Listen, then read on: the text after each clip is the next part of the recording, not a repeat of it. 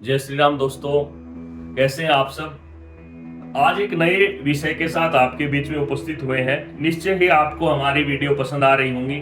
और देखिए, आज कलयुग चल रहा है, लेकिन सतयुग से त्रेता द्वापर हर युग में संतान के लिए बहुत से आपने यज्ञ सुने हैं, बहुत से ऐसे उपाय सुने हैं।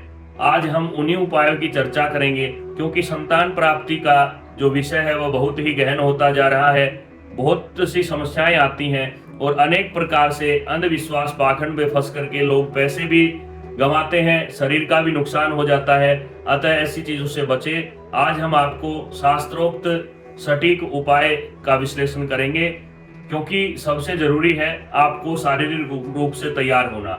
अगर आपके विवाह को काफी समय बीत चुका है, साल 2 साल से भी ज्यादा समय हो चुका, संतान प्राप्त नहीं हो रही, गर्भधारण नहीं हो रहा, तो उसके लिए हम क्या करें, किस प्रकार से संतान की प्राप्ति हो, इसी विषय को लेकर के आज वीडियो है। लंबी हो सकती है, लेकिन एक एक शब्द अनुभव किया हुआ है। हम आपको किसी भी तरह से मार्ग से भ्रमित नहीं करेंगे, लेकिन हम बार बार कहते हैं, जिनको भगवान राम पे, हनुमान जी महाराज पे, अपने कुल देवता ग्राम देवता पे भरोसा है, वही हमारी वीडियो को पूरा देखें, उन्हीं को लाभ होगा। और इसी प्रकार से अगर आप भावना से कार्य करेंगे तो कोई भी कार्य आपका रुकने वाला नहीं है। तो आज आइए हम शुरू करते हैं कि संतान प्राप्ति के पीछे क्या क्या दिक्कतें आ सकती हैं। तो कोई भी कार्य हो, उसके लिए सबसे पहले हमें ये देखना है कि जो स्त्री का शरीर है वह तो खेत की तरह से है, और पुरुष का जो शरीर है वह बीज की भांति है। इसलिए खेत को तैयार करके उसके बाद ही बीज बोया जाता है। अब समझना ये है कि सबसे पहले आपको अपने डॉक्टर से सलाह लेनी है। 1 या 2 या 3 से भी आप सलाह ले सकते हैं, क्योंकि कई बार अनुभव के कारण सही रिजल्ट नहीं मिल पाता है और अनेक प्रकार की दवा खाने से आपको शारीरिक नुकसान भी उठाना पड़ सकता है। तो इसलिए अच्छे डॉक्टर से आप सलाह मशविरा करें। उसके बाद डॉक्टर कहते हैं कि आपके शरीर में किसी भी प्रकार की कोई कमजोरी नहीं है, आप संतान उत्पन्न कर सकते हैं। फिर भी आपको अगर संतान प्राप्ति में दिक्कतें आ रही हैं तो आपको भगवान की शरण में जाना चाहिए, क्योंकि ऐसा कोई भी कार्य नहीं है जो नामुमकिन हो। और इम्पॉसिबल शब्द को अपने डिक्शनरी से हटा करके चलिए, क्योंकि यहाँ पे राम जी की कृपा है, हनुमान जी की कृपा है, और उनकी कृपा के कारण, उनकी कृपा से सभी कार्य सिद्ध हो जाते हैं। और कहते हैं कि जिसके ऊपर भगवान राम की कृपा हो, वहां पे सब जगह मंगल छा जाता है। इसलिए आप चिंता न करें, आपको संतान की प्राप्ति होगी। डॉक्टर से सलाह लेने के बाद आपको अपने ज्योतिषी के पास जाना चाहिए, कुल पुरोहित के पास जाना चाहिए, और उनसे आप इस बारे में चर्चा करें। अगर आपका जन्म समय तारीख सही है तो और भी अच्छी बात है, वो लेकर के जाइए, ताकि कुंडली देख करके पता चले कि कौन सा ग्रह कमजोर है। कई बार वीर्य कमजोर होता है, कभी कभी शुक्राणु कमजोर होते हैं, अर्थात कभी कभी स्त्री में कमजोरी तो कभी पुरुष में भी। और पुरुष वर्ग से भी मैं यही प्रार्थना करूंगा कि वे किसी भी प्रकार का चेकअप करवाने से पीछे न हटें, क्योंकि जरूरी नहीं हर बार जो कमी है वो हमारी माताओं में हो, वो पुरुष के अंदर भी हो सकती है। तो इसलिए आपको कभी भी इस बारे में विपरीत नहीं सोचना है। उसके बाद आपको जो शास्त्र उचित उपाय हैं वो करने चाहिए। हमने पिछले 15 साल के अनुभव में जो सीखा है, जो अनुभव किया है, उसी का हम आपको आज की वीडियो में देने का प्रयत्न करेंगे। अर्थात आपको लास्ट तक वीडियो देखनी है, क्योंकि बहुत से ऐसे उपाय हैं जिनको करने से आप अच्छे से उत्तम संतान प्राप्त कर सकते हैं। और जो भी गर्भवती माताएं बहनें हैं वो इस वीडियो को जरूर देखें, क्योंकि इसके अंदर आपको वह चीजें मिलेंगी जो एक गर्भवती स्त्री के लिए जरूरी है। तो आपको यह ध्यान रखना है कि अगर आपका शरीर ठीक है फिर भी आपको संतान प्राप्त नहीं हो रही, तो आप भगवान की शरण में जाएं। सबसे पहला उपाय है, आप घर में अखंड रामचरितमानस रामायण का पाठ करवाएं। हमने अनुभव किया है, बहुत सी बहनों को पुत्र पुत्री की प्राप्ति हुई है। हम अपने चैनल के माध्यम से पुत्र या पुत्री होने की कोई गारंटी नहीं देते, हम केवल संतान प्राप्ति का उपाय आपको बतला रहे हैं। कहीं आप कहीं गलत समझ करके पुत्र के लिए ही, पुत्र कामना के लिए ही ऐसा देख रहे हो, तो ऐसा नहीं है। संतान प्राप्ति के लिए यह वीडियो है। अब आपको करना क्या है, अखंड रामचरितमानस का पाठ करवाना है, और अखंड रामचरितमानस के पाठ में आपको संपुट लगवाना है। और वह संपुट कौन सा है, वह संपुट है प्रेम मगन कौशल्या निस दिन जात न जान, सुत स्नेह बस माता बाल चरित कर गान।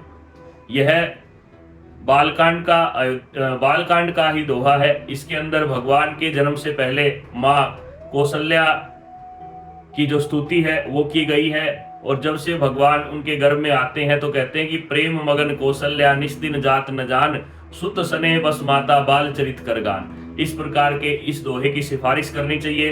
हर एक चौपाई पर इसकी सिफारिश लगाइए और अखंड रामचरितमानस पाठ 5 ब्राह्मणों के द्वारा विधिवत करवाइए।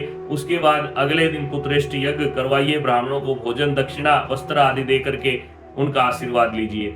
और अगर आप का सामर्थ्य नहीं है, आप पाठ करवाने में सक्षम नहीं है, या ऐसा संभव नहीं है, घर वाले नहीं मान रहे हैं, किसी भी कारण से अगर ब्राह्मण नहीं कर पाते हैं तो आप स्वयं भी कर सकते हैं। रामचरितमानस का पाठ बहुत ही लाभदायक है, 200% फल देता है।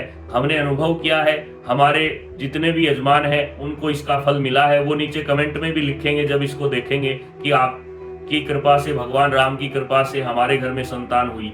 तो इस प्रकार से आप इस पाठ को करिए। अगर करवा नहीं सकते तो स्वयं करिए। रामचरितमानस के 3 तरीके हैं। पहला 5 ब्राह्मण करेंगे 24 घंटे में। दूसरा नवानह प्रायण, 9 दिन में आप स्वयं कर सकते हैं। तीसरा है मास प्रायण, अमावस्या पूर्णिमा से अगले दिन शुरू करके अगली पूर्णिमा तक आप उसको पूरा कीजिए। तो इस प्रकार से आप रामायण का पाठ कर सकते हैं, फल प्राप्त होगा, 100% होगा। और उसके बाद दूसरा उपाय है हरिवंश पुराण का पाठ आप करें। हरिवंश पुराण गीता प्रेस द्वारा प्रकाशित होना चाहिए।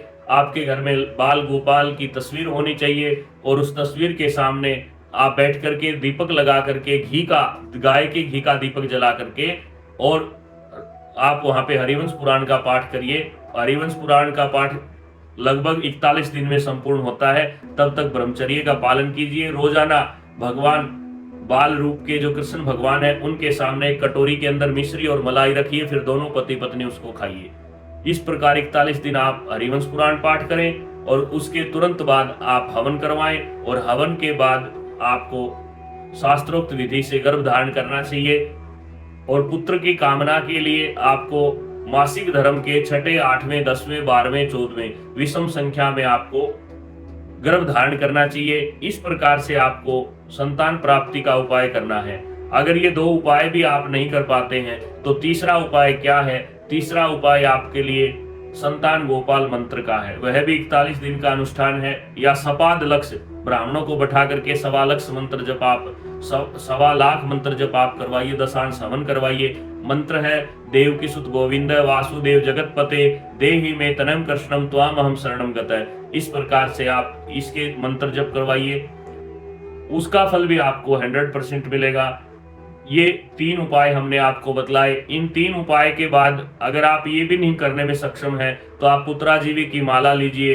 पुत्राजीवी की माला आसानी से बाजार में 100-200 रुपए में मिल जाती है।